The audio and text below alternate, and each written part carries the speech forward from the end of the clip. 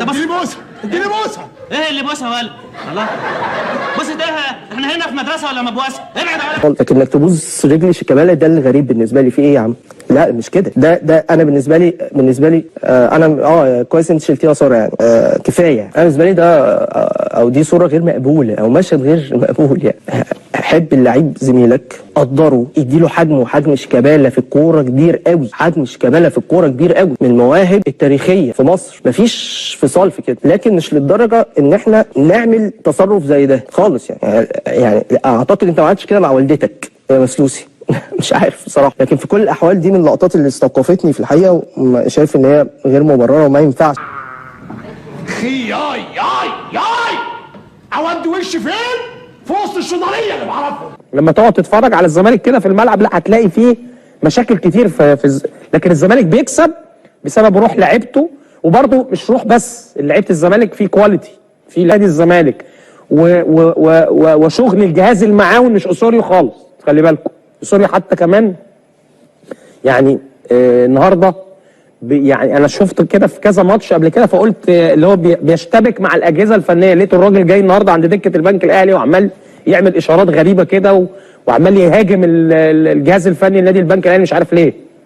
يعني راجل حتى مثير للمشاكل، بيشتبك مع الناس، مش عارف بيتعامل. يعني كان ممكن يحصل اشتباك النهارده ما بين اسوريو وجهاز فني نادي البنك الاهلي، ولكن الجهاز المعاون لنادي الزمالك اللي هو كابتن عبد الواحد السيد وكابتن عبد المنصف وكابتن احمد مجدي جم واعتذروا ولموا القصه. ويعني معلش احنا اسفين، لكن الراجل حتى تعامله وحش. يعني بيتعامل مع الاجهزه الفنيه وعايز يتخانق وعايز يعمل مشكله والكلام ده. جمهور الزمالك ورجوله وحماس وكواليتي امكانيات لعيبه الزمالك هي اللي خلت الزمالك يفوز. الزمالك محتاج مدرب. انا عارف يا منصور، ده حاجات غريبه جدا يا جدع. الله، ده كل شويه خناق يا اخي. ده كل شويه خناق وعمالين يعملوا خناق. ده كلام يحصل في المدارس ده؟ في مدارس ده ولا ده؟ انتوا ايه اللي انتوا عايزين هتقول لنا ايه على فتوح؟ هقول لك على فتوح. فتوح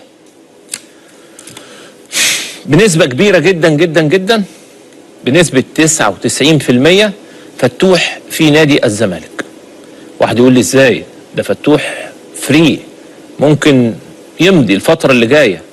اقول له فتوح ارقامه اللي هو طالبها هناك زي كده اتفاق، وبعض محبي نادي الزمالك داخلين في هذا الشيء. وانا يعني بجيب اهو المسمى الراقي جدا اللي هو كل نادي ممكن يكون فيه محبين في وقت الزنقه الناس دي تخش تساعد. محبي نادي الزمالك من دلوقتي لمين الارقام اللي فتوح هيجدد بيها، واي اداره هتيجي نادي الزمالك بنتمنى ان كل المرشحين كل التوفيق. اي مجموعه هتنجح هتبقى اول حاجه ان هي تجدد لفتوح. اسكت ولا كلمه، بقول لك ما تخلينيش اخد على وانت ولا انت كمان ما تبصليش كده. انت روح. انا كلمتك. امال انت بتعمل ايه انت؟